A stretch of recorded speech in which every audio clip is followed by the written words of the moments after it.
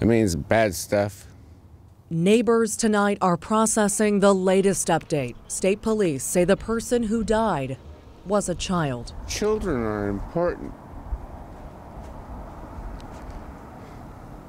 They really are. It's sad. Breaks my heart. That burned out window, police and firefighters from multiple agencies, some in hazmat gear, all signals that this investigation will take time. This house sits just west of 1st and Washington in Stayton. The fire started around 3 p.m. Friday.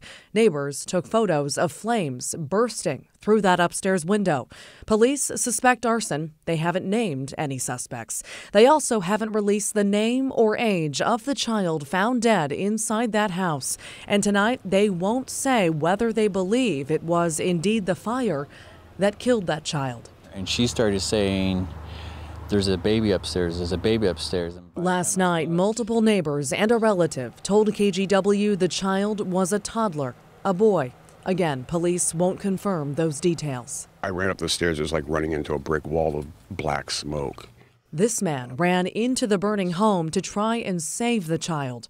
He's a father himself. I couldn't handle going through that. There would be no way. I have a hard time dealing with it right now. It's not my child.